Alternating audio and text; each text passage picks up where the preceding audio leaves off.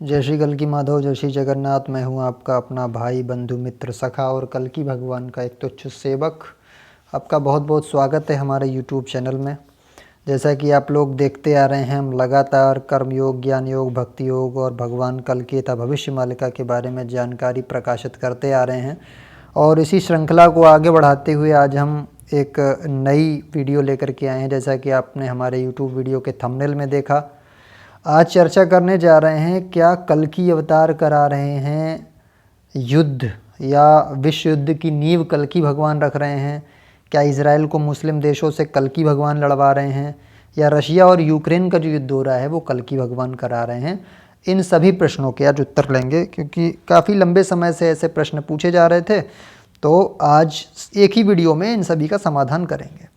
सबसे पहले लोगों का ये प्रश्न होता है कि युग परिवर्तन होने वाला है। बिल्कुल डेफिनेट होने वाला है, इसमें कोई शक नहीं है। और युग परिवर्तन आपको ग्लोबल वार्मिंग से, क्लाइमेट चेंज के जो तत्व देखने को मिल रहे हैं उनके द्वारा भी आप आकलन कर सकते हैं कि बहुत ही जल्दी, कुछ ही वर्षों में दुनिया में बहुत बड़ा परिवर्तन देखने को मिलेगा। अगर प्राकृतिक परिवर्तन हो गया तो बहुत बड़ी संख्या में लोगों को जो है दिक्कत आने वाली है, बहुत से लोग ख़त्म होने वाले हैं।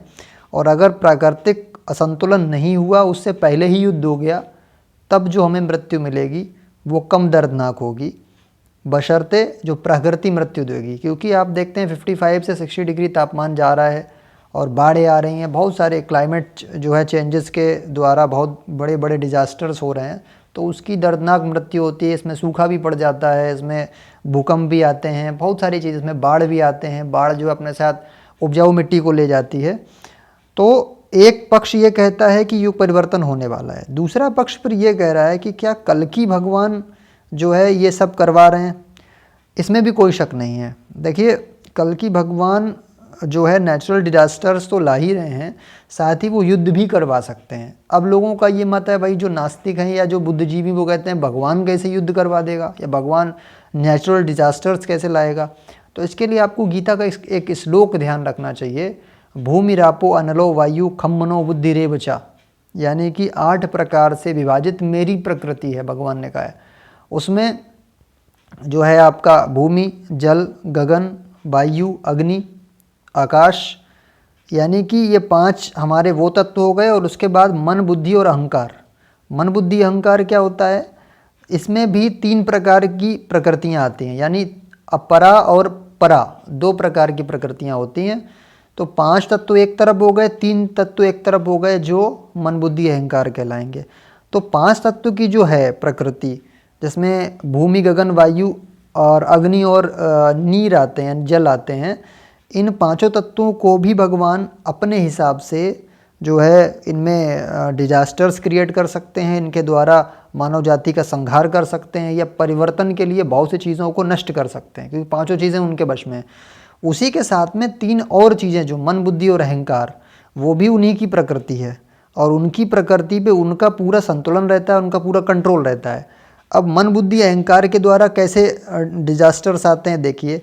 जैसे किसी राष्ट्र का राष्ट्राध्यक्ष है, मान लीजिए रशिया के राष्ट्राध्यक्ष हैं या अमेरिका के राष्ट्राध्यक्ष हैं, सबके अंदर मन, बुद्धि, अहंकार 3 चीज़ें काम करती ही करती हैं।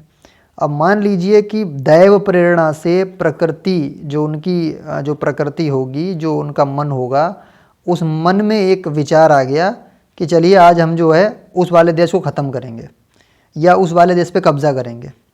तो मन ने उठाया विचार और उन्होंने ऑर्डर दे दिया, सारी फोर्स वहाँ भेज दी, लड़ाई शुरू हो गई। यानी कि मन के द्वारा भी, दैव प्रेरणा के द्वारा डिजास्टर क्रिएट कराए जा सकते हैं, क्योंकि मन एक प्रकृति है और प्रकृति भगवान के अधीन है। इसी तरीके से अहंकार को अगर ठेस लग जाए तब भी दिक्कत हो सकती है, लड़ाई हो सकती है, डिजास्टर्स आ सकते हैं। और बुद्धि जो है, बुद्धि भी भगवान के ही कंट्रोल में है। बुद्धि क्या है, निश्चयात्मिका जो बुद्धि होती है वो भगवान क्रिएट कराते हैं। वैसे हम सबके पास एक अपनी बुद्धि होती है, तो वो भी एक प्रकृति ही है बुद्धि। तो बुद्धि क्या करती है, जो मन में विचार आते हैं उसको डिसाइड करती है कि हमें, जैसे 3 विचार आए, 3 में से कौन सा डिसाइड करना है, ये काम बुद्धि का है। तो बुद्धि भी जो है भगवान के ही अधीन है, प्रकृति है। और इसके द्वारा भी डिजास्टर क्रिएट कराए जा सकते हैं, वॉर कराया जा सकता है, वर्ल्ड वॉर कराया जा सकता है, बड़ी बड़ी तबाहियाँ कराई जा सकती हैं। मान लीजिए एक आदमी बुद्धि में ये ठान के बैठा हुआ है कि चाइना का जो बाउंड्री है वो अरुणाचल प्रदेश तक है, ये उन्होंने अपने मन में ठान लिया, चीन के राष्ट्राध्यक्ष ने। हमने ये ठान लिया कि हमारी जो बाउंड्री है देश की वो पीओके के पार है, हमने भी ये ठान लिया। तो इस कंडीशन में क्या होगा, जब हमारी बुद्धि ये मान चुकी है कि हमारी बाउंड्री वहाँ तक है, तो फिर क्या होगा, फिर संघर्ष होगा।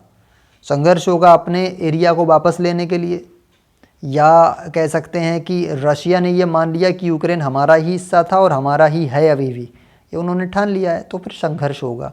तो इस तरीके से डिजास्टर्स क्रिएट कराए जाते हैं भगवान के द्वारा। इसके बाद फिर बात आती है कि जो इज़राइल और मुस्लिम देशों का युद्ध चल रहा है।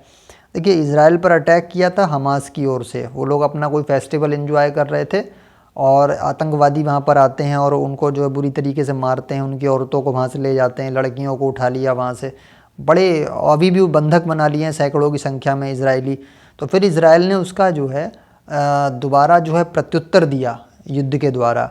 और जब इज़राइल ने हमास पर यानी कि गाज़ा पर जो अटैक किए, गाज़ा के द्वारा फिर दुख हुआ, भाई दूसरे मुस्लिम देश हैं, अब उनका मुस्लिम देश पे जब तबाही आएगी तो वो लोग को भी दुख होगा। तो फिर उसी में फिर लेबनान भी कूद गया, उसी में ईरान भी कूद गया, धीरे धीरे उनकी संख्या बढ़ने लगी। तो फिर क्या हुआ, पूरे लगभग 4-5 देश उसमें लपेट में आ गए। तो ये एक विश्व युद्ध की बुनियाद है, नींव है, या धुरी कह सकते हैं। उधर आप देखिए रशिया के कई टुकड़े किए थे एक समय, जब ये संयुक्त सोवियत रूस कहलाता था, तो उसके बाद उसके टुकड़े कर डाले गए और बड़ी चालाकी से टुकड़े किए गए थे। उसके बाद जो उनके 18 टुकड़े किए गए हैं, तो रशिया ये मानता है कि यूक्रेन उसी का हिस्सा था। यूक्रेन आज नाटो में जा सकता है, नाटो के जाने का उसका विकल्प खुला हुआ है। तो रशिया को ये डर है कि नाटो की फोर्सेस हमारे जो है बॉर्डर एरिया तक आ जाएंगी, तो उस डर की वजह से ये युद्ध हो रहा है। तो कहीं ना कहीं ये सब दैव प्रेरणा है। और आप देखिए कि बिना बातों के युद्ध शुरू हो गए हैं। जैसे कि हमास ने जो उनके फेस्टिवल पर अटैक किया, ये कोई बात नहीं थी, बेमतलब की बात थी और युद्ध शुरू हो गया। भाई आप अच्छे से अपना जी रहे हो, वो लोग अपना एंजॉय कर रहे हैं, क्यों उनकी आपने रंग में भंग डाला जाके। तो ये कौन कराता है, ये कहीं ना कहीं जो आसुरी प्रवृत्तियों के जो मन बुद्धि अहंकार होते हैं, ये प्रकृति के अधीन होते हैं, प्रकृति भगवान के अधीन होती है। तो भगवान ही देव प्रेरणा से इन दुष्टों का नाश कराने के लिए ऐसा काम करवाते हैं और फिर इन पर बम्बार्डिंग होती है, बुरी तरीके से रौंदे जाते हैं ये। तो ये जो प्रेरणा कराई गई थी इजराइल पर अटैक वाली, वो लेके वहाँ पे आए। अच्छा, फिर इजरायलीज़ को हम लोग बहुत ज़्यादा सपोर्ट करते हैं, ऐसा नहीं है कि इजराइल में सारे लोग ही अच्छे हैं, ऐसा नहीं होता है। देखिए वहाँ पर भी जो है ये सुनने में आया कि भाई गौमांस भी वो लोग खाते हैं, अभी लाल बछिया की बलि देने की बात हो रही थी। तो ऐसा नहीं है कि धर्मज्ञ लोग हैं, और ऐसा भी नहीं कि मुसलमानों के शत्रु हैं या अरबी देशों के शत्रु हैं, वो तो जो मिडिल ईस्ट में जो मुस्लिम कंट्रीज़ उनके शत्रु हैं इसलिए वो भारत के मित्र हो जाएंगे। ये सब गलत बातें हैं। जो धर्मज्ञ है, धर्म के रास्ते पर चलता है, नीति न्याय के रास्ते पर चलता है, धर्म के रास्ते पर चलता है, वो हमारा मित्र है, चाहे वो कोई भी हो, किसी भी देश का हो, किसी भी धर्म पंथ और मजहब का हो, वो हमारा मित्र है जो अपने जीवन में न्याय धर्म और ज्ञान का पालन करता है, सत्य का पालन करता है। दूसरी बात फिर क्या है, ये अब लड़ाइयाँ शुरू हो रही हैं। अब ये आप देखिए कि रशिया का एक वॉर फ्रंट खुल गया और एक वॉर फ्रंट खुला है आपका इजराइल वाला, इजराइल फिलिस्तीन वाला, उधर रशिया यूक्रेन वाला। अब इससे होगा ये कि ये विश्व युद्ध की एक नींव जो है डाली गई है, और विश्व युद्ध इससे जो है ऐसे ही धीरे धीरे कारणों से होता है। अब द्वितीय विश्व युद्ध देखें, प्रथम विश्व युद्ध देखें, उसके भी कारण थे, एकदम से चीज़ें नहीं हुई थी, 2-3-4 साल लग गए, उसमें बहुत सारी घटनाएं हुई। आप देखिए बोस्टन टी पार्टी घटना एक हुई थी, है ना, या वहाँ पे आप देखिए कि जो यूरोपियन कंट्रीज़ थी उनके द्वारा हक मारने की घटनाएं आई, बहुत सारी चीज़ें हुई, दूसरे देशों पर जो है उपनिवेशवाद थोपने की घटनाएं हुई। तो ये सब चीज़ें जो हुई हैं उसकी वजह से, या दूसरे देशों को विखंडित करने की घटनाएं हुई, बहुत सारी चीज़ें उसमें रही हैं। तो यानी कि टेरिटरी लांघने की घटनाएं हुई, उनसे जो है लड़ाइयाँ होती आई हैं। और ये भी जो है, तो जो उत्तर जो आपका इस वीडियो का था वो यही था कि दैव प्रेरणा से युद्ध कराया जा सकता है, इसमें कोई भी आपत्ति नहीं है। और अगर आपको ये वीडियो अच्छी लगी तो वीडियो को लाइक कीजिए, और अगर हमारे चैनल पर आप नए हैं चैनल को ज़रूर सब्सक्राइब कीजिए। हम इसी प्रकार कल्कि भगवान से जुड़ी और कर्मयोग, ज्ञान योग, भक्ति योग की वीडियोस, भविष्य मालिका से जुड़ी वीडियोस आपको लाते रहते हैं। बने रहिए हमारे चैनल पर, मिलते हैं अगली वीडियो में। बहुत बहुत धन्यवाद। जय श्री हरि कल्कि, जय श्री माधव, जय श्री जगन्नाथ।